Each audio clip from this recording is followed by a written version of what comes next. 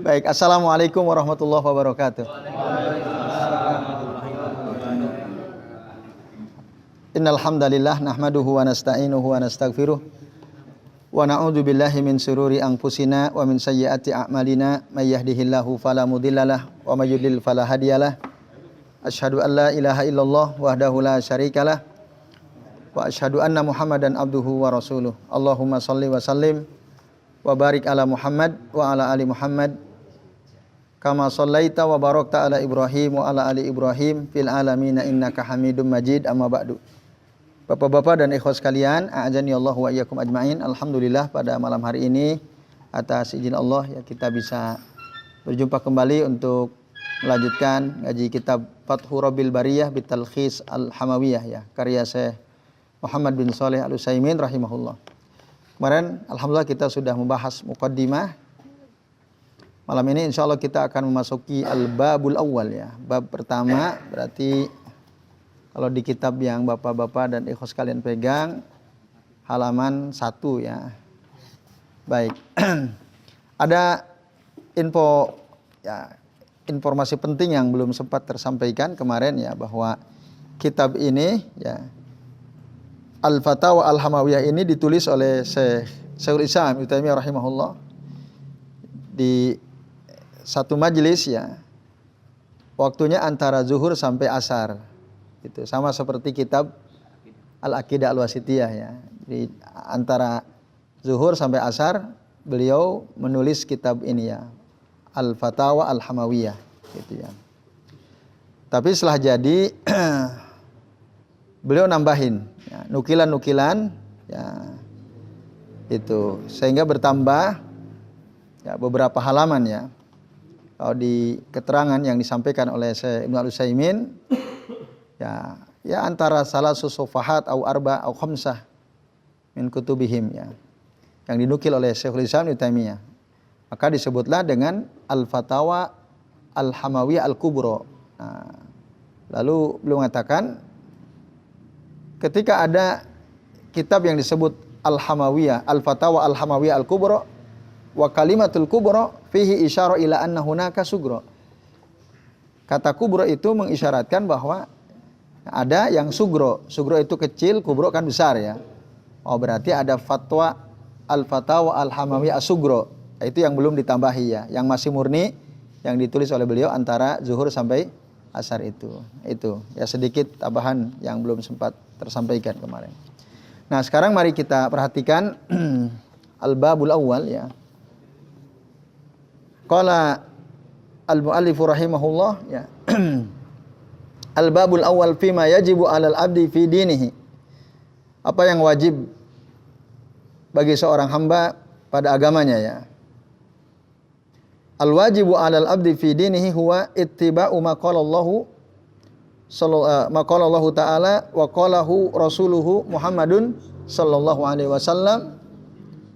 Yang wajib bagi seorang hamba dalam agamanya adalah ittiba'u ma qalahu Allah ta'ala, mengikuti apa yang dikatakan oleh Allah Ta'ala wa qalahu rasuluhu sallallahu alaihi wasallam, Rasulullah Muhammad sallallahu alaihi wasallam, dan mengikuti apa yang dikatakan oleh Rasulullah Muhammad sallallahu alaihi wasallam. Wal khulafa'ur rasyidun al mahdiyun min ba'dihi minas sahabah, dan mengikuti para khulafa ar-rasyidun ya, al-mahdiyun yang mendapat petunjuk min ba'dihi ya, setelahnya minas sahabati, maksudnya setelah Nabi Muhammad SAW, minas sahabah, dari kalangan sahabat. Siapakah yang dimaksud al-khulafa ar-rasyidun al-mahdiyun? Yakni Abu Bakar As-Siddiq, Umar ibn al-Khattab radhiyallahu anhu, Utsman bin Affan, Ali bin Abi Thalib. Nah, itu yang disebut dengan Al-Khulafa Ar-Rasyidun Al-Mahdiyun min ba'di minas sahabati. Lalu siapa lagi yang wajib diikuti? Wattabi'ina lahum bi ihsan, yaitu para tabi'in yang mengikuti para sahabat dengan baik. Nah, ya kalau tabi'in ada takyid, ada muqayyadnya bi ihsan. Karena ada orang hidup di zaman tabi'in yang tidak mengikuti sahabat. Kan banyak orang di zaman tabi'in banyak orang kan. Gak tahu ada berapa orang ya yang ketemu sahabat. Nah, kadang kan ada orang menukil sesuatu, katanya ini di seorang tokoh yang hidup di zaman tabi'in ya. Tapi kalau tidak mengikuti secara ihsan, ya berarti tidak termasuk yang wajib kita ikuti ya. Misalnya yang membuat amalan-amalan yang tidak dicontohkan oleh Nabi. Misalnya mereka hidup di masa tabi'in, tapi ketika mengajarkan amalan kepada mungkin murid-muridnya, kepada masyarakat sekitarnya, tidak sesuai dengan apa yang diajarkan oleh Rasul, maka berarti itu tidak mengikuti secara ihsan. Dan itu memang dalam Al-Quran ada ya dalilnya. Ya. Apa yang dikatakan ini disebutkan di dalam Al-Quran ya. Nah, misalnya di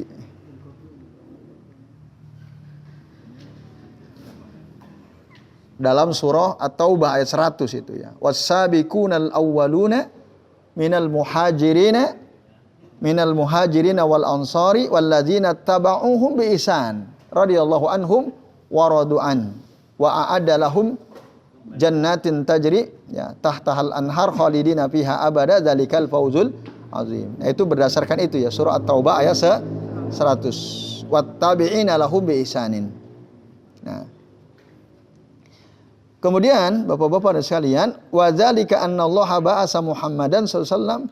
Hal yang demikian itu karena sesungguhnya Allah telah mengutus Nabi Muhammad sallallahu alaihi wasallam bil bayyinat. Ya, dengan keterangan ya, wal huda dan dengan petunjuk. Nah, ini ya. Itu sebabnya.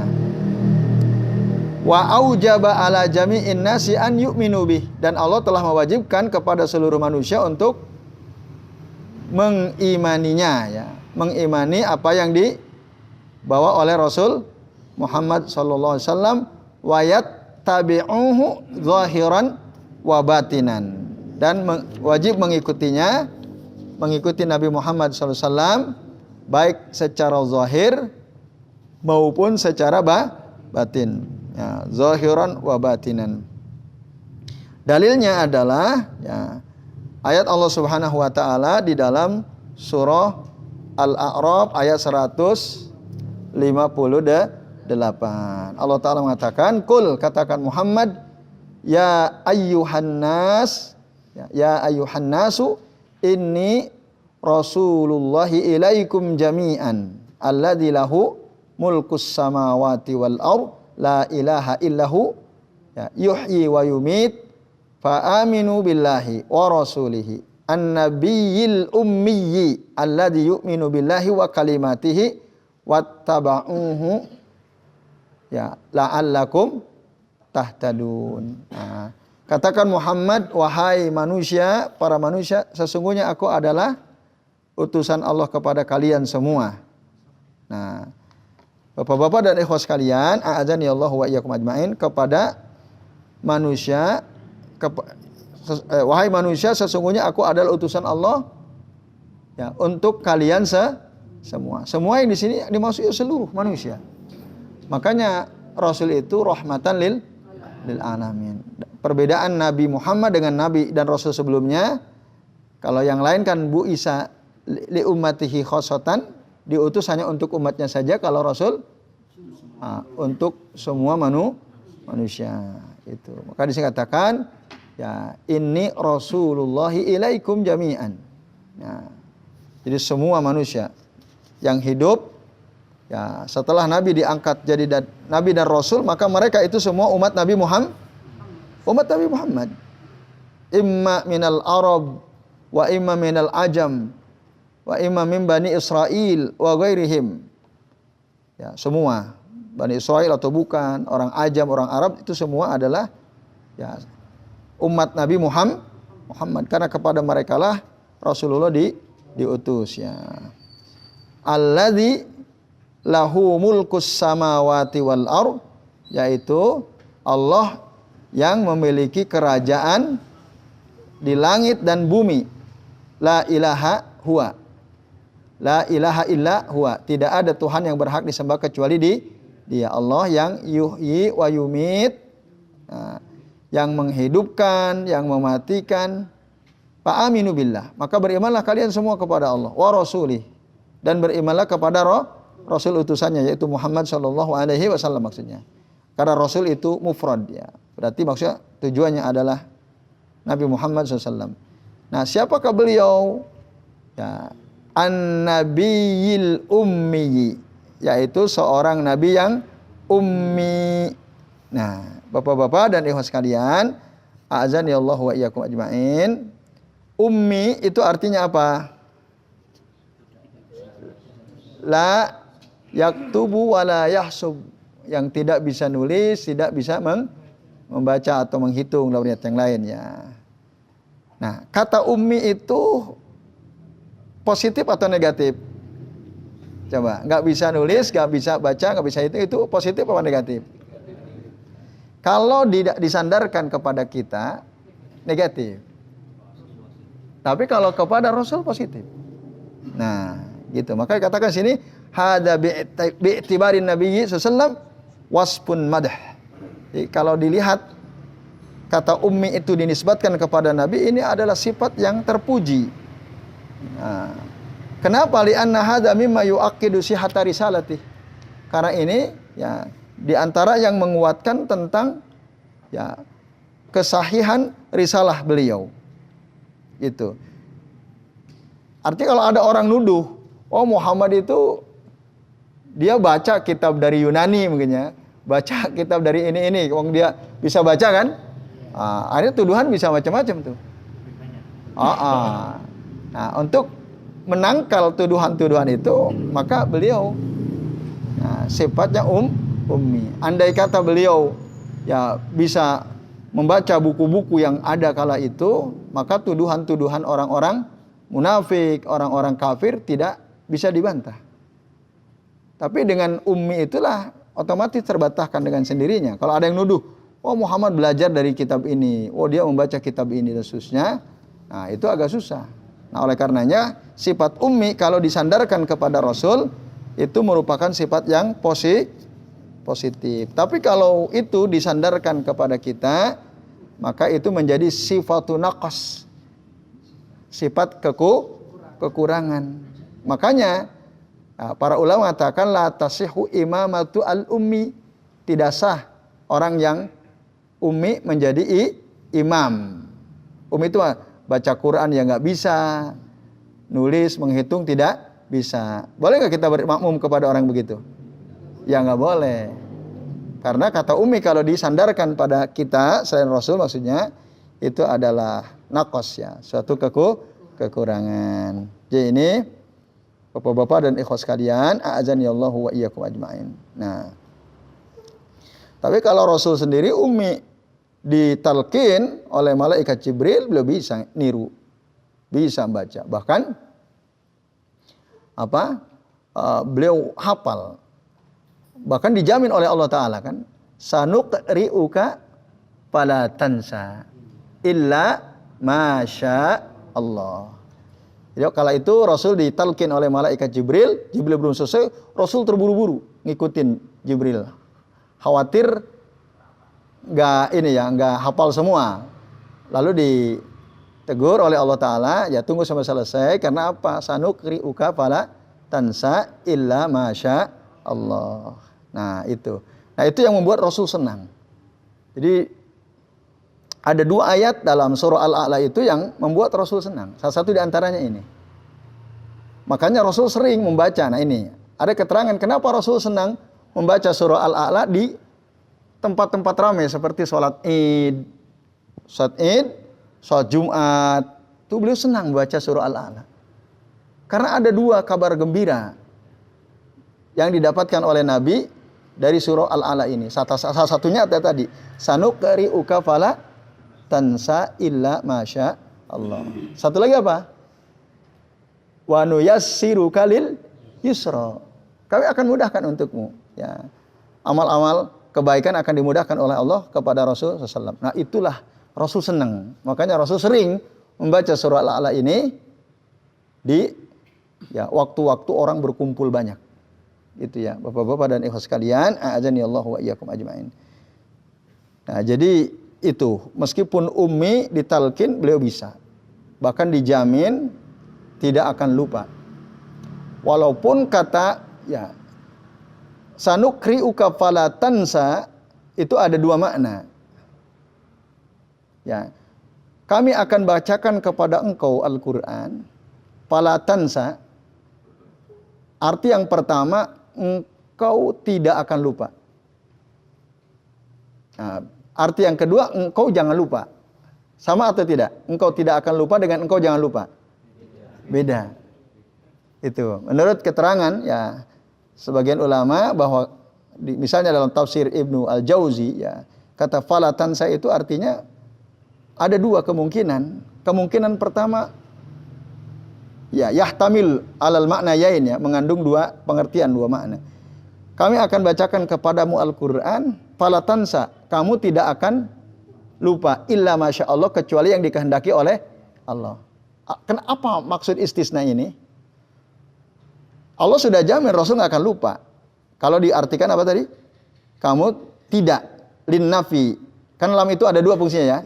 Ada lam lin nafi, ada lam lin nahi. Lam yang menafikan, la itu dalam bahasa Arab dia punya dua makna. La dalam arti menafikan, yang kedua la dalam arti larangan. Disebutnya kalau la tidak, namanya la apa? La lin nafi. Kalau la artinya jangan, la lin nahi. Itu. Bisa lin nafi, bisa lin fala tansa itu bisa lin nafi, bisa lin nahi. Kalau lin nafi artinya maka kamu tidak akan lupa illa masya Allah, kecuali yang dikehendaki oleh Allah. Nah, artinya kalau kamu tidak akan lupa berarti Rasul nggak pernah lupa kan? Tapi faktanya di lapangan Rasul pernah nggak lupa? Pernah. Rasul ngimami sholat lupa, pernah. Itu. Sampai Ubay bertanya, ini dinasa apa gimana gitu ya? Enggak. Saya lupa kata Rasul. Nah, makanya di lain kesempatan Rasul, kenapa kalian tidak ingatkan aku? Nah, Umar pernah ditanya, kamu hadir nggak tadi saja mah? Hadir ya Rasulullah. Kenapa tidak diingatkan? Tidak difatah gitu. Nah, itulah yang dimaksud dengan illa masya Allah. Kecuali yang memang dikehendaki oleh Allah. Ada hikmah di balik itu. Kenapa Rasul ditalkin bisa tadi, Umi ditalkin bisa, dijamin oleh Allah tidak akan lupa. Kok ada juga yang lupa? Apa hikmahnya coba kira-kira?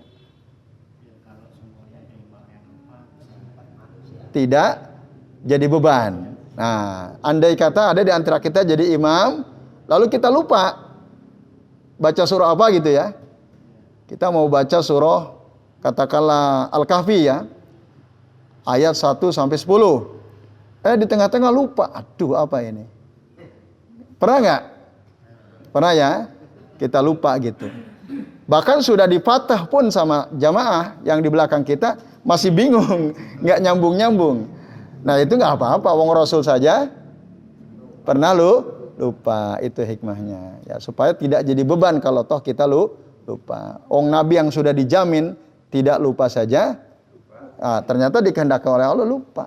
Jadi gitu Pak Antun, kalau antum ngimami lupa, ya nggak usah stres gitu ya, karena Rasul saja pernah gitu lupa. Nah, atau Pak Haryo gitu ya. Itu. Kemudian makna fala tansa bisa juga artinya jangan kamu lupakan. Sanukri'uka fala tansa. Kami akan bacakan kepadamu Al-Qur'an. Nah, kalau tadi kan kamu tidak akan lupa. Kalau yang kedua, maka jangan kamu lupakan. Illa masya Allah, kecuali yang dikehendaki oleh Allah. Nah, yang dikehendaki oleh Allah apa? Yaitu yang ayat-ayat yang dinasakh. Lafzon. Secara lafad dinasakh oleh Allah, maka Rasul lupa. Karena itu yang dikehendaki oleh Allah gitu. Nah, emang Rasul dilarang lupa. Tapi karena ayat itu dinasakh, maka otomatis Allah menghendaki Rasul lupakan. Tapi ini bermasalah kalau ada bapak-bapak dan ikhwas sekalian buka tuh ya surah Al-A'la itu, fala tansa. Dibaca pendek apa panjang? Sanuqri'uka fala tansa atau fala tansa? Pendek apa panjang coba? Coba buka. Pendek apa panjang? Fala tansa atau fala tansa? Buka dulu, jangan ngira-ngira. Hah? Oke, ada yang pendek, ada yang panjang katanya ya. Coba buka. Coba, pendek apa panjang? Panjang ya? Udah ketemu? Nah, panjang. Panjang. Fala tansa. Karena di situ ada alif namanya alif maksurah. Secara logika bahasa tidak mungkin kalau fala la di situ lan nahyi tidak mungkin panjang. Harusnya kalau la-nya artinya jangan, harusnya fala tansa, enggak panjang. Itu secara kaidah bahasa Arab. Nah, lalu menurut pembelanya, nah itu kenapa tetap dituliskan alif bengkong lah bahasa kita ya, atau alif maksurah itu supaya nada kata terakhir itu sama dengan kalimat-kalimat sebelumnya. Coba baca, sabbihisma rabbikal a'la. Banyak kan? Nah, banyak semua kan? Nah, terus apa lagi? Alladzi khalaqa fasawwa walladzi qaddara fahada walladzi akhrajal mar'a faja'alahu gusaan. Itu sama, alif bengkong semua. Nah, penulisan fala tansa itu ditulis agar senada, dan itu dalam syair nggak ada masalah, dalam ilmu balago nggak ada masalah. Itu keterangannya ya. Walaupun ya sebagian ulama menguatkan makna yang pertama, yaitu fala tansarnya apa tadi? Tidak akan lupa. Ummi memang Rasul, tapi ketika dibacaan dijamin oleh Allah tidak akan lupa. Nah, ini Bapak-bapak dan ibu sekalian ya, tentang keumian Rasul sallallahu alaihi wasallam. Nah, nah Rasul itu siapa? Alladzi yu'minu billah, yang beriman kepada Allah ya. Alladzi yu'minu billah wa kalimatihi. Nah, Bapak sekalian, apa yang dimaksud kalimat? Kalimat itu jamak daripada kalimah. Ya, kata kan di situ ada ya, wa kalimatihi. Ada enggak? Nah, coba Bapak dan Ibu sekalian di garis bawah itu kata wa kalimatihi wattabi'uhu la'allakum tahtadun itu. Ada kata wa kalimatihi. Nah, kata kalimat yang dimaksud dalam ayat ini adalah ya kalimat-kalimat Allah yang bersifat kauniyah dan kalimat-kalimat Allah yang bersifat syar'iyah. Bedanya apa? Kalimat syar'iyah itu adalah kalimat kalamnya Allah yang Allah wahyukan kepada Rasul lewat malaikat Jibril. Nah, dalam bentuk kitab al-munazzalah, al-kutub al-munazzalah. Itu namanya al-kalimat asy-syar'iyah. Rasul mengimani itu, wa kalimatihi. Nah, kata kalimat kan jamak daripada kalimatun. Kalimatani kalimat. Jamak dalam ya teori bahasa, jamak itu berarti lebih dari satu ya. Walaupun dalam bahasa Arab lebih dari dua. Dua disebut musanna. Tapi tetap itu pun termasuk jamak. Nah, jadi kalimat yang dimaksud yang kedua adalah kalimat kauniyah.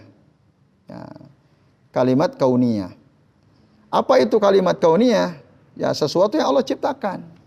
Jadi bukan dalam bentuk kalimat yang ada dalam Al-Quran. Ya, ciptaan-ciptaan Allah Subhanahu wa ta'ala di alam ini. Ya, Allah menciptakan makhluknya, maka semua makhluk yang Allah ciptakan itulah kalimat Allah yang disebut dengan kalimat kauniyah. Ya. Mana buktinya? Buktinya ya surah Yasin ayat 82 itu. Bahwa semua makhluk Allah ciptakan itu kalimat-kalimat Allah. Apa kata Allah? Innama amruhu idza arada syai'an an yaqula lahu kun fayakun. Sesungguhnya urusan Allah itu apabila Allah menghendaki sesuatu, Allah mengatakan. jadilah maka jadi kan. Allah mengatakan jadi. Itu kan kalimat. Nah, itu yang disebut kalimat kauniyah. Paham ya? Nah, itu jadi Rasul itu mengimani Allah, mengimani kalimat-kalimat Allah, mengimani kalimat syariah, mengimani kalimat kauniyah. Nah, ini dengan demikian Rasul itu ya kana mu'minan bisyar'i wal qadar ya. Mengimani syariat dan mengimani takdir atau ketentuan Allah Subhanahu wa taala. Dan begitulah kita sebagai seorang mukmin, sebagai umatnya juga harus mengimani itu semua. Mengimani syariat Allah dan mengimani ketentuan Allah yang bersifat kauni tadi. Lalu kemudian wattabi'uhu, maka ikutilah ya, kalian ikutilah dia, yaitu kembali kepada Muhammad, la'allakum tahtadun. Nah, kata la'alla di sini li ta'lil. Tal itu untuk ya, menjelaskan alasan kenapa kalian disuruh untuk beriman kepada Allah, kepada Rasulnya, ya, termasuk tentu kepada kalimat-kalimatnya, agar kalian mendapatkan petunjuk. Itu yang maksud li ta'lil ya. Betul-betul mendapatkan petunjuk dari Allah Subhanahu wa taala. Nah, ini yang wajib ya dilakukan oleh setiap muslim. Itu dalil yang pertama. Jadi emang wajib kita ngikutin Rasul. Apa yang dikatakan Rasul wajib. Dalilnya dari Al-Quran ini. Ada kalimat wattabi'uhu la'allakum tahtadun. Kalau kita ingin dapat petunjuk dari Allah Ta'ala, ikuti Rasul. Itu. Berdasarkan kalimat terakhir ya dari surah apa tadi ini? Al-A'la. Enggak, ini yang tadi terakhir. Surah Al-A'raf ayat 158. Kemudian yang kedua, dalil bahwa kita disuruh untuk mengikuti Nabi adalah hadis dari Nabi sendiri. Nah, hadis dari Rasul sallallahu alaihi wasallam riwayat Imam At-Tirmidzi, ya, Abu Daud dan seterusnya. Yang ini hadis masyhur. Insyaallah sebagian dari kita hafal ya. Apa kata Nabi? Alaikum bisunnati wa sunnatil khulafa'ir rasyidin al-mahdiyyin mim ba'di. Nah, hendaklah kalian mengikuti sunnahku dan sunnah para khulafa ar-rasyidin al-mahdiyyin setelahku, kata Rasul. Tamassaku biha. Berpegang teguhlah kalian dengan sunnah itu, wa addu 'alaiha bin nawajiz, dan gigitlah dia dengan gigi gerahammu. Wa iyyakum, jauhilah oleh kalian wa muhdatsatil umur, perkara-perkara baru dalam agama ya. Fa inna kulla muhdatsatin bid'atun, karena setiap perkara baru dalam agama adalah bid'ah, wa kulla bid'atin dhalalatun, dan setiap bid'ah itu adalah sesat. Nah, Bapak-bapak dan ikhwas sekalian, a'azani Allah wa iyyakum ajma'in. Jadi alaikum di artinya berpegang teguhlah kalian. Itu ya. Alaikum itu isim, namanya isim fi'il amr. Dia isim tapi fungsinya adalah perintah. Itu. Nah, Bapak-bapak dan ikhwas sekalian, kalimat ya mim ba'di kan wasunnatil khulafa'ir rasyidin al-mahdiyyin mim ba'di. Kata saya Ibnu Al-Utsaimin, kata mim ba'di itu menerangkan tentang zamanan wa martabatan. Ya. Artinya dan memang sahabat itu zamannya kan setelah Rasul ya. Zaman Rasul, zaman sahabat. Itu jelas, clear. Sementara yang dimaksud martabah artinya apa? Kedudukan, urutan. Jadi dalam mengikuti sunnah itu, yang pertama-tama harus kita ikuti adalah sunnah Rasul. Baru ketika Rasul mungkin tidak ada yang jelaskan dalam satu perkara, Rasul sudah wafat, terus ada sahabat melakukan, baru kita ngikutin sunnah sahabat. Tapi jika ada sunnah Rasul, ada sunnah sahabat, lalu isinya katakanlah tidak sama, ngikutin Rasul apa sahabat? Rasul. Nah itu yang disebut martabatan. Ikuti Rasul SAW. Jadi jangan keliru. Karena ada orang menggebiah-uyah gitu. Lah kan ini ada sahabat yang melakukan. Gitu. Walaupun Rasul tidak melakukan, ada sahabat melakukan, berarti boleh. Nah, Itu nggak bisa. Kalau Rasul masih hidup, sahabat masih hidup, nah, lalu kemudian dalam sunnah Rasul saya jelaskan, kita jangan tinggalkan sunnah Nabi, langsung tiba-tiba ngikutin sunnah sahabat misalnya. Itu nggak boleh seperti itu. Contoh kasus misalnya. Saya mau kasih contoh kasus lainnya. Walaupun di sini kasusnya yang diberi contoh oleh Syekh Ibnu Utsaimin, tarawih ya, tentang tarawih Rasul dan tarawihnya Umar Ibnul Khattab radhiyallahu anhu. Nah, yang kalau Rasul berapa tarawihnya? 11 rakaat gitu ya. Umar berapa? 23. Nah, itu kan Rasul 11. Di zaman Umar, ketika Umar ya, menunjuk ada 2 orang sahabat ya, Ubay bin Ka'ab untuk menjadi siapa? Imam. Ya. Kemudian ada satu lagi, Tamim Ad-Dari juga ditunjuk untuk menjadi imam. Nah, awalnya sih 11 rakaat ya, kalau menurut saya Ibnu Utsaimin ya. Lalu kemudian ada yang mengatakan 23 rakaat.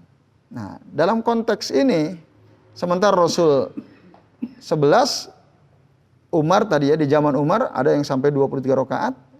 Mana yang mau diikutin duluan? Yang 11 gitu. Maka dulu pernah Abdullah bin Abbas bilang begini, ya. Ketika ada satu masalah gitu ya, diobrolkan, ya. Lalu orang mengatakan qala Abu Bakar, qala Umar radhiyallahu anhu. Qala Abu Bakar, qala Umar. Sementara ada qala Rasul. Rasul pernah berkata dalam suatu perkara, orang lalu malah terburu-buru mengutip pendapatnya Abu Bakar, pendapatnya Umar. Apa kata Abdullah bin Abbas? Yusiku an tunazzala alaikum. Yusiku an tunazzala alaikum hijaratan minas sama. Ya, hampir saya kalian itu akan diturunkan hujan batu dari langit. Kenapa? Karena aku saya katakan qala Rasulullah SAW, aw antum taqulun, kalian berkata qala Abu Bakrin qala Umar. Para Rasul udah pernah bilang, kok kalian malah mengutip pendapat sahabat? Rasul udah jelas kok menyampaikan. Nah itu. Contoh, ada orang mengatakan bid'ah hasanah kan? Dalilnya apa? Dalilnya adalah kaulnya Abdullah bin Mas'ud radhiyallahu anhu. Abdullah bin Mas'ud radhiyallahu mengatakan, ma ra'ahul muslimuna hasanan fahuwa indallahi hasan. Ma ra'ahul muslimuna hasanan, apa yang dilihat oleh kaum muslimin baik, sesuatu yang dipandang baik oleh kaum muslimin, fahuwa indallahi hasanun, maka itu berarti di sisi Allah juga dia baik. Nah, ini dalil mereka nih. Ada bid'ah hasanah. Apa misalnya? Yang Rasul tidak mengerjakan, tapi kita sekarang banyak yang melakukan itu. Apa contohnya misalnya? Ngadain Maulid Nabi kan? Itu misalnya. Menurut kaum muslimin, ngadain Maulid Nabi itu baik atau tidak? Nah, kan baik toh. Ada sebagian kaum muslimin mengatakan itu baik. Berarti ma ra'ahul muslimuna hasanan, apa yang dipandang baik oleh kaum muslimin, fahuwa indallahi hasanun katanya. Maka dia di sisi Allah berarti baik. Jadi pandangan orang Islam akan menentukan baik tidaknya sesuatu. Ini kata-kata siapa? Abdullah bin Mas'ud, sahabat Nabi. Sahabat ini yang ngomong. Nah, maka dari situlah kemudian ada orang mengatakan ada bid'ah hasanah. Pokoknya selama kaum muslimin mengatakan baik, di sisi Allah itu baik. Kalau kita list itu kan banyak banget tuh ya. Amalan-amalan yang tidak dicontohkan Nabi tapi dipandang baik oleh kaum muslimin. Itu banyak sekali. Salah satunya tadi menggunakan dalil kaul dari siapa? Abdullah bin Mas'ud radhiyallahu anhu. Nah, mereka lupa bahwa dalam hadis ini Rasul mengatakan, ya.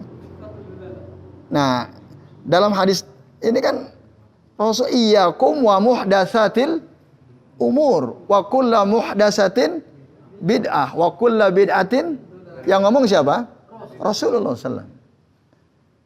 Jadi semua bid'ah itu sesat gitu. Lah mau dihadapkan dengan perkataan Abdullah bin Mas'ud. Kira-kira mana yang didahulukan? Rasul dong. Karena kan di sini ya alaikum bisunnati Rasul dulu, baru bisunnatil khulafair rasyidin al-mahdiyyin min ba'di. Nah, itu zamanan wa martabatan. Itu. Ya, itu perlu dipahami. Jangan sampai kita loncati sunnah Nabi terburu-buru ngikutin sunnah sahabat. Nggak bisa, Nabi dulu. Maka kalau ada kaul Rasul dengan kaul sahabat, kontradiksi, yang dipakai yang mana? Kaul Rasul. Sahabat nggak dipakai. Itu ya. Itu. Nah, itu betul sahih itu yang maru'ahul muslimuna hasanan fahuwa indallahi hasan, itu sahih. Riwayat dari Allah bin Mas'ud, tapi yang sumbernya Abdullah bin Mas'ud radhiyallahu anhu.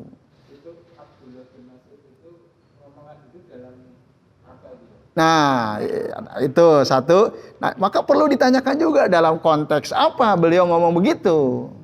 Itu yang perlu digali juga. Oh, ternyata Abdullah bin Mas'ud ngomong omongan tersebut ketika Rasul sudah wafat, lalu orang bingung siapa yang akan menjadi pengganti Rasul. Kan sempat terjadi keributan antara kaum Muhajirin dan kaum Ansor. Lalu diajukanlah Abu Bakar As-Siddiq. Karena alasan syar'i. Wong Rasul aja waktu sakit kan menunjuk Abu Bakar jadi imam. Imam urusan akhirat aja Abu Bakar, apalagi ini urusan dunia. Maka yang lebih layak Abu Bakar. Nah, ketika itu terjadi, Abdullah bin Mas'ud ngomong tadi, menurut kaum muslimin kala itu Abu Bakar baik atau tidak? Baik, semua orang baik. Gak ada yang menyangkal kebaikan Abu Bakar. Oh, berarti orang ini di sisi Allah juga baik. Konteksnya itu. Gak bisa ditarik-tarik ke zaman sekarang gitu ya. Nah, itu bahaya sekali. Nah, itu sangat berbahaya. Jadi yang dimaksud kaum muslimin pada kalimat Abdullah bin Mas'ud, kaum muslimin kapan? Kaum muslimin di zaman sahabat, bukan kaum muslimin di zaman sekarang. Itu. Wah, rusak. Apalagi zaman sekarang kaum muslimin banyak yang jauh dari ilmu juga kan? Banyak apa kalau dia orang Islam, gara-gara orang Islam, malah dia rusak, ngaji nggak pernah, baca Quran jarang gitu ya. Bahkan nggak becus juga. Terus menurut dia, oh ini baik. Lalu kita jadikan patokan bahwa itu baik. Padahal dia baca Qurannya nggak bisa misalnya. Dia Muslim.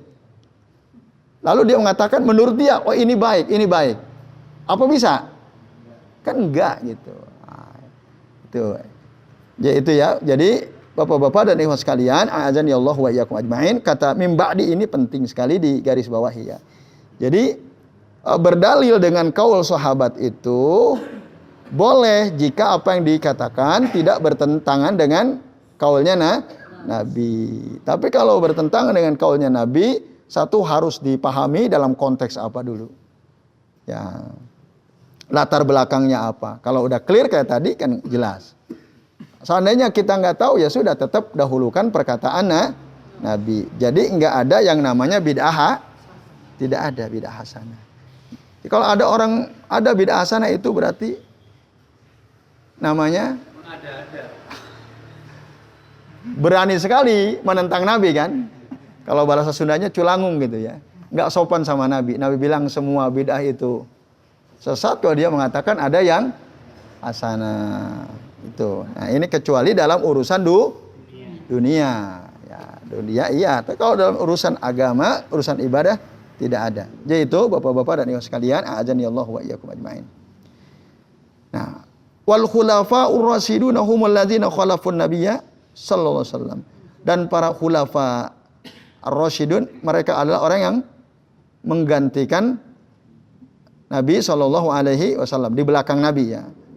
Menggantikan Nabi, di belakang Nabi ya, dalam masalah apa? Fil ilmin nafi, dalam ilmu yang bermanfaat, menggantikan Nabi menyampaikan ilmu yang bermanfaat. Wal amali saleh, dalam beramal saleh. Wa ahaqqun nasi bihadzal wasf humus sahabatu radhiyallahu anhum. Ya, mereka adalah para sahabat radhiyallahu anhum.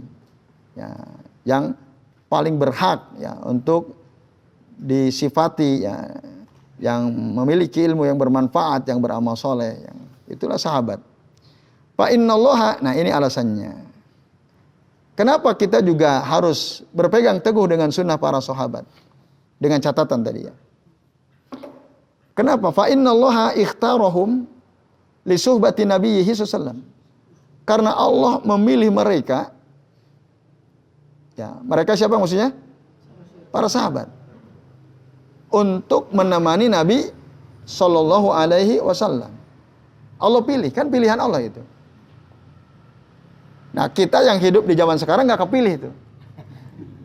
Iya kan? Seandainya kita kepilih, kita akan hidup bersama Nabi itu. Kita bukan yang terpilih ya. Nah, itu takdir Allah kan, keputusan Allah Subhanahu wa taala. Nah, jadi yang menemani Nabi wa iqamati dinihi, menegakkan agama yang dibawa oleh Nabi sallam. Walam yakunillahu taala liyakhtara wa huwal alimul hakim li suhbati nabihi illa min manhum akmalu imanan. Jadi enggaklah mungkin Allah itu memilih. Padahal Allah itu zat yang maha mengetahui, zat yang maha bijaksana. Enggak mungkin Allah memilih orang-orang yang menemani Nabi SAW illa kecuali mereka itu illa manhum akmalu imanan. Kecuali mereka ini adalah orang-orang yang paling sempurna keimanannya. Jadi yang Allah pilih menjadi sahabat Nabi adalah mereka yang paling sempurna keimanannya. Wa arjahuhum uqulan. Ya, paling cerdas akalnya, gemilang akalnya. Wa aqwamuhum amalan. Dan paling lurus amalnya. Wa amdahum azman. Dan paling kuat ya kemauannya, azamnya. Wa ahdahum tariqan, dan yang paling lurus jalannya. Fakanu ahaqqun nasi an yattabi'u ba'da nabiyihim, maka para sahabat itu adalah orang-orang yang paling berhak untuk diikuti setelah nabinya, setelah Nabi sallallahu.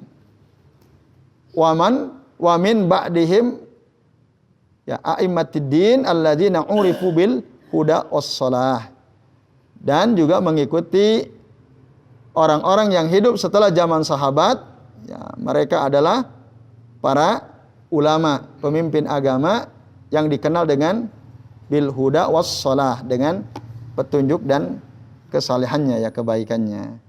Nah, itu Bapak-bapak dan ikhwat sekalian, ini bab yang pertama ya. Jadi jelas kewajiban kita sebagai hamba apa tadi? Mengikuti Allah, mengikuti Rasulullah, mengikuti para sahabat, mengikuti tabi'in yang mengikuti mereka dengan baik. Udah, itu wajib kita ikut. Nah, jangan sampai kita tidak mengikuti apa yang dikatakan oleh Rasul, tidak mengikuti Al-Qur'an gitu ya. Nah, oleh karenanya kita emang harus terus belajar ayat-ayat Allah, mengkaji ayat-ayat Allah, mengkaji sunnah-sunnah Rasulullah SAW, supaya kita ngerti gitu. Apa sih yang dikatakan oleh Rasul?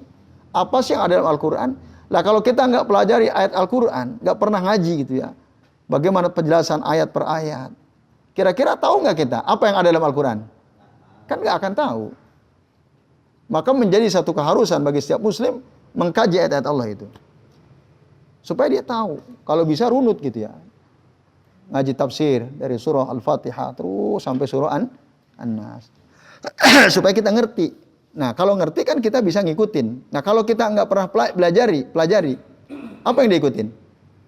Wong kita nggak tahu da Al-Quran ada apa saja misalnya. Nah, kan ngikutin apa?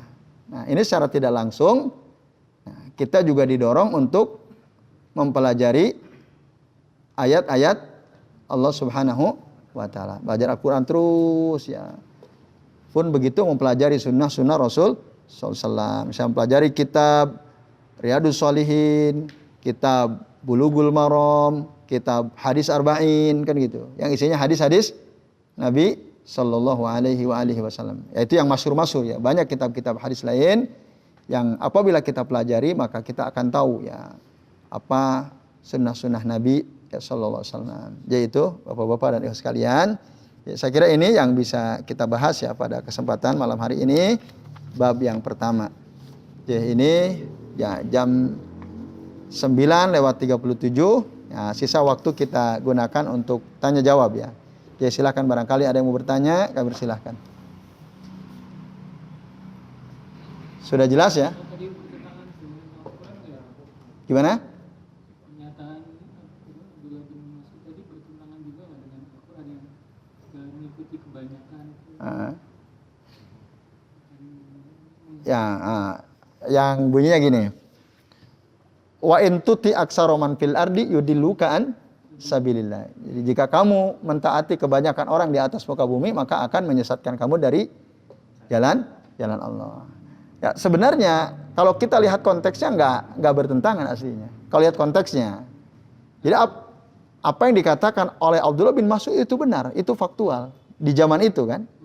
Akan tahu konteksnya. Waktu pemilihan khalifah setelah Rasulullah wafat. Jadi apa yang dikatakan Abdullah bin Mas'ud itu benar. Satu yang dimaksud kaum muslimin adalah kalangan sahabat. Gitu. Kan mereka memandang semua, oh Abu Bakar baik. Oh berarti di sisi Allah Abu Bakar juga baik. Apalagi ada dalil bahwa Nabi ketika sakit menyuruh Abu Bakar untuk menjadi pengganti beliau ngiman min salat. Enggak bertentangan. Kalau kita lihat konteksnya ya. Tapi kalau dipakai secara umum, ditarik gitu secara umum, itu nggak bisa dan bisa bertentangan dengan ayat tadi ya itu. Masalahnya emang ada gitu, sebagian orang menggunakan perkataan Abdullah bin Mas'ud tadi untuk mengatakan ada bid'ah hasanah. Pokoknya kalau menurut orang kaum muslimin bagus, ya berarti dia bagus. Jadi ukuran kebenaran itu adalah banyaknya orang yang dan itu kesalahan. Ya. Akhirnya kan itu kesimpulannya. Kalau kita terima perkataan Abdullah bin Mas'ud secara mutlak tanpa peduli terhadap konteksnya tadi, nah itu bahaya sekali. Karena salah satu kesimpulan yang akan terjadi kalau itu kita pahami secara mutlak ya, perkataan Abdullah bin Mas'ud radhiyallahu anhu, pokoknya apa saja yang menurut kaum muslimin baik, berarti itu juga baik di sisi Allah, kan gitu. Kan gitu kesimpulannya. Maka berarti kebenaran itu adalah apa? Adalah sesuatu yang dipandang oleh kebanyakan kaum muslimin baik. Nah, itu bahaya di situ. Bahaya di situ. Benarkah apa yang dipandang baik oleh kebanyakan kaum muslimin itu baik? Belum tentu. Satu, kualitas muslimnya gimana dulu? Ya kan, kualitas keislamannya itu akan sangat menentukan pandangan mereka. Nah, itu. Yaitu, walaupun ada hadis orang muslim itu tidak akan bersepakat dalam kesesatan, memang ada ya hadis itu. Nah, itu pun perlu dilihat konteksnya. Ya, tapi yang jelas bahwa ukuran kebenaran itu bukan dilihat dari banyaknya orang yang melakukan. Nah, dalilnya tadi itu, ayat tadi. Wa in tuti aksaroman fil ardi yudilluka an sabili. Nah, disitulah kontradiksinya sistem demokrasi itu dengan syariat Islam. Karena dalam demokrasi kan apa yang dipandang baik oleh kebanyakan orang itu yang benar. Apalagi ada istilah suara rakyat adalah suara Tuhan. Kan ini repot juga itu. Suara Tuhan itu bahaya sekali itu. Ya. Nah, itu. Apalagi tadi itu mungkin ada kaitannya juga dengan perkataan Abdul bin Mas'ud tadi. Ya, kalau suara rakyat, suara Tuhan itu lebih umum lagi, itu lebih ngeri lagi itu ya. Jadi ukurannya apa yang dikatakan, kalau itu dipahami secara mutlak ya, kecuali dalam kasus-kasus tertentu mungkin bisa saja. Itu Allah. Jadi dalam urusan agama memang ya udah yang kita ikuti Allah dan Rasulnya, para sahabat, para tabi'in yang ngikutin sahabat dengan baik. Dan memang Rasul udah ngasih tahu, man ya'is minkum ba'di, barang siapa di antara kalian yang hidup setelah aku, fasayaroh tilapang katsira. Pasti dia akan melihat banyak sekali perbedaan. Bahkan dalam urusan agama. Dunia apalagi kan? Dalam urusan agama. Nah, supaya kita nggak bingung, ya udah kembali pada Al-Quran, kembali kepada sunnah. Nah, itu. Ya.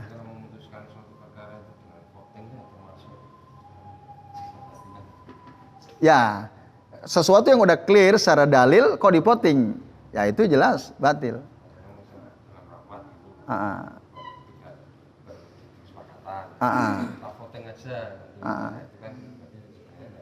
Nggak, tapi gini, ada yang disepakati itu ada dasarnya enggak gitu. Itu dalam urusan agama apa bukan?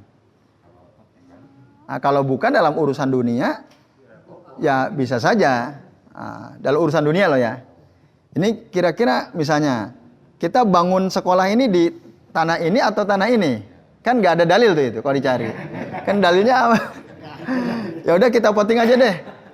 Nah, dalam perkara seperti itu bisa saja dalam urusan dunia ya. Mau makan rendang atau apa misalnya, ya itu boleh kayak seperti itu. Ya itu dalam urusan dunia ya. Tapi kalau dalam urusan agama, ya contoh, kalau ada wanita berpakaian minim, berpakaian ketat di ruang publik, boleh atau tidak? Ayo voting, siapa yang boleh, siapa yang tidak?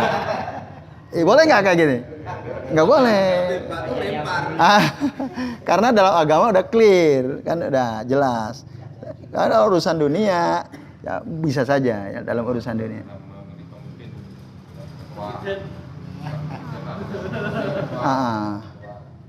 Nah, kalau dalam memilih pemimpin, kira-kira ayyuhuma afdol, ayyuhuma aslah, mana lebih maslahah?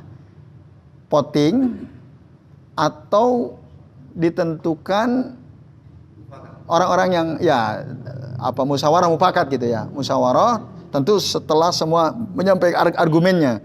Oh, si fulan ini begini. Terus ya, oh ya sudah, karena si fulan dinilai lebih positif, si fulan saja, atau ya udah kita voting saja gitu. Mana lebih maslahat kira-kira? Ya itu, lebih musyawarah mufakat lebih maslahat. Nah, misalnya memilih ketua takmir, itu voting atau musyawarah mufakat? Ya. Di zaman Rasul, setelah Rasul wafat ya, mau dipilih Abu Bakar, voting apa musyawarah mufakat? Musyawarah mufakat. Waktu mau milih Umar, musyawarah mufakat. Utsman, Ali begitu juga. Waktu mau memilih khalifah ya, itu nggak ada yang voting waktu itu. Ya, karena kalau voting apalagi sangat luas ya. Orang itu kan ada yang berilmu, ada yang tidak, itu bahayanya. Nanti kalau lebih banyak yang tidak berilmu, dia memilih sesuai seleranya, hawa nafsunya kan. Nah, itu bahayanya di situ. Nah, tapi dalam konteks tertentu mungkin kalau semua orang berilmu, orang soleh semua, ya mungkin saja ya. Tapi tetap lebih maslahat musyawarah mufakat. Kan dalam hadis dikatakan ya, walaupun ini bukan dari Nabi ya. Ma khaba man istakhara wa man nadima man istasyara. Ya, tidak akan rugi orang yang beristikharah dan tidak akan menyesal orang yang bermusyawarah. Manadima man istasyara. Nah, jadi itu Pak Wikan. Jadi tidak mutlak tidak boleh. Tapi ada yang tidak boleh dalam perkara-perkara yang sudah clear dalam agama kita. Wallahu a'lam bishawab. Nah. Ya, silakan. Dulu pada saat zaman Rasulullah, sholat tarawih itu tidak dijamaahkan. Pada saat Umar baru ada dijamaahkan. Ada kepentingan apa itu? Iya. Baik. Pak Andri ya? Iya. Di zaman Rasul pernah nggak sholat tarawih jamaah? Pernah. 3 hari pertama jamaah. Hari keempat Rasul tidak keluar. Nah, terus besok paginya Rasul tenangin. Apa katanya? Khawatir ini dianggap sebagai sesuatu yang wajib. Itu alasannya. Nah, tapi nanti hari terakhir, kalau nggak salah 10 hari terakhir ya, hari ke-27, Rasul ke masjid lagi, jamaah lagi. Nah, terus zaman Abu Bakar memang tidak ada jamaah tarawih. Lalu di zaman Umar, ketika orang sholat sendiri-sendiri, dikumpulkan. Ditunjuk Tamim Ad-Dari jadi imam. Tunjuk Ubay bin Ka'ab jadi imam. Lalu Umar mengatakan ni'mah al-bid'atu hadhihi ya. Ni'mah al-bid'atu hadhihi. Jadi sebaik-baik bid'ah itu ya ini. Itu juga sering dijadikan dalil ya oleh sebagian orang. Wong Umar aja melakukan bid'ah katanya ya. Nah, tapi mereka lupa bahwa sholat tarawih berjamaah di zaman Rasul pernah terjadi nggak? Pernah terjadi. Jadi bid'ah yang dimaksud oleh Umar itu bukan bid'ah secara istilah syariat ya, tapi maksud bid'ah secara bahasa, secara lugawi. Karena emang waktu zaman Abu Bakar tidak dilakukan berjamaah gitu. Yaitu. Jadi kalau yang tanyakan di zaman Rasul ada nggak sholat tarawih jamaah? Ada. Pernah gitu. Pernah Rasul melakukan secara berjamaah. Itu Pak Andri. Wallahu a'lam bishawab. Ya, silakan. Katanya di menurut nggak ada keterangan bahwa sholat tarawih itu 11 rakaat, itu benar nggak? Salah. Kalau ada orang bilang nggak ada keterangan kalau sholat tarawih zaman Nabi 11 rakaat, itu salah. Nggak benar. Ada nggak keterangan kalau di zaman Rasul sholat tarawih 11 rakaat? Ada. Dari siapa di antara dalilnya? Aisyah radhiyallahu anha. Gimana hadisnya? Katanya itu sholat tahajud yang dari Aisyah. Sholatul lail, kaifa kana sholatu nabi an-nabi sallallahu alaihi wasallam imma fi Ramadan wa fi ghairi Ramadan. Bagaimana sholat lailnya Rasul di Ramadan dan di luar Ramadan? Lalu dijawab, ya, kanat sholatuhu, ya, sholatun nabi, ya, sholat lail nabi fi Ramadan wa fi ghairi Ramadan la yazidu ala ihda asrata rakaah, tidak lebih dari 11 rakaat. La tas'al an husnihinna wa tulihinna. Jangan engkau tanya tentang baik dan panjangnya sholat beliau dan seterusnya. Itu dari Aisyah. Memang di situ nggak ada istilah taro, disebutnya sholatul lail ya. Sholat malamnya Nabi SAW. Nah, sholat tarawih sama sholat lain sama atau tidak? Sama. Nah, itu dia bermain-main istilah aja. Ya, sholat lain dan sholat tarawih ya sama. Sholat tarawih siang apa lail? Kecuali kalau sholat tarawihnya di siang hari mungkin beda. Ya malam kok. Nah, itu orang dia bermain-main bahasa dia. Ya, itu ada. Jadi salah kalau ada orang mengatakan nggak ada keterangan Nabi sholat tarawih 11 rakaat. Nah, istilahnya saja yang digunakan istilah sholatul lail. Nah, ada istilah sholatut tarawih. Nah, itu ya. Jadi ada Pak Warno keterangannya ya. Nah, jadi sholat tarawih itu ya sama dengan sholat lah. Kenapa? Kan pertanyaan berikutnya, kenapa disebut sholat tarawih? Itu ada asal usulnya juga. Kenapa disebut sholat tarawih? Tarawih itu dari kata tarwihah, jamak tarwihah, tarwihatani, tarawih. Ada istirahat. Istirahat itu dari bahasa Arab loh, istirahat, istirohah. Itu dari bahasa Arab itu. Nah, karena apa? Sholatnya itu santai sholatnya. Sholat, kalau menurut keterangan Aisyah, summa yusalli arba'an, la tas'al an husnihinna wa tulihinna, summa yusalli arba'an. Rasul sholat 4 rakaat, jangan tanya tentang baik dan panjangnya sholat Rasul SAW. Kemudian beliau sholat lagi 4 rakaat. Nah, itu artinya menurut ya keterangan sebagian ulama, Rasul sholat 2 rakaat salam, 2 rakaat salam terus istirahat agak lama. Bahkan nanti kalau kita baca dalil-dalil terkait dengan bagaimana sholat malamnya Rasul itu ya. Jadi sampai sahabat itu ada yang tiduran, ada yang makan, itu ada yang keluar karena istirahatnya cukup panjang. Nah, ada yang tetap di masjid berzikir, berdoa dan seterusnya. Nah itu karena apa? Digunakan untuk karena sholatnya panjang sholatnya. Sholatnya panjang. Maka Aisyah bilang la tas'al an husnihinna wa tulihinna. Itu. Yaitu Pak Warno. Memang istilah tarawih nggak ada di situ, nggak disebutkan gitu. Oke, wallahu a'lam bishawab. Nah. Pak Warno udah jelas? Ya, nah. Apa Pak? 23 di zaman Umar itu. Di zaman Umar Ibnul Khattab radhiyallahu anhu. Nah, ada pertanyaan, kenapa Umar ya, walaupun ada kritikan bahwa hadis yang mengatakan di zaman Umar itu 23 rakaat itu tidak sahih, hadisnya ada juga yang mengkritik. Jadi sebenarnya sama aja 11. Nah, bagi mereka yang menerima, keterangannya begini. Karena di zaman Umar, orang tidak sebaik di zaman Rasul.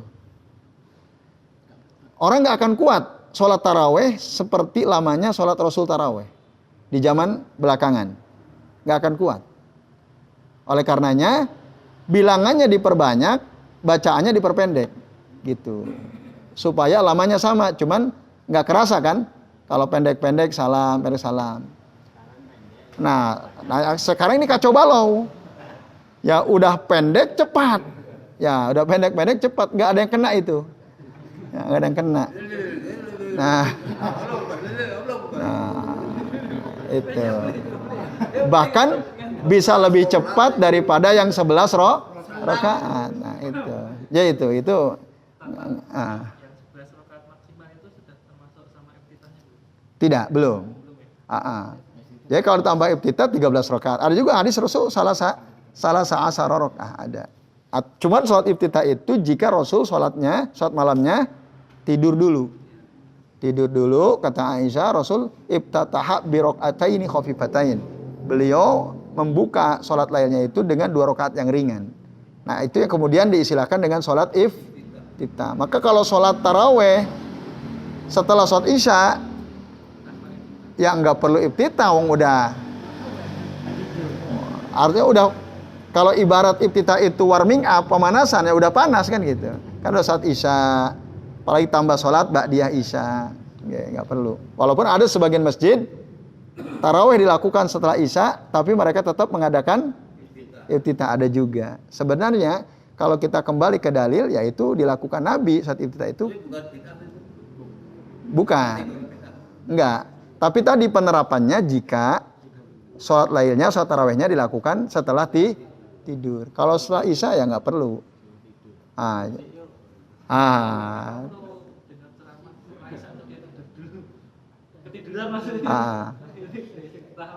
Oh ya, monggo itu ya. Itu kasuistis kalau gitu kan. Apa semua jamaah tidur semua kan? Kecuali yang ceramah, kultum, yang lain tidur semua mungkin. Tapi kan enggak mungkin ya. Itu wallahu a'lam bishawab. Nah. Ya, baik, cukup ya Bapak-bapak dan sekalian. Ya, terima kasih atas perhatiannya, semoga bermanfaat. Ya, mari kita akhiri dengan membaca doa kafaratul majlis. Subhanakallahumma wa bihamdika asyhadu an la ilaha illa anta astaghfiruka wa atubu ilaik. Sallallahu ala Muhammadin wa ala alihi wa sahbihi wa baraka wa sallama alaihi majma'in billahi taufiq wal hidayah. Wassalamualaikum warahmatullahi wabarakatuh.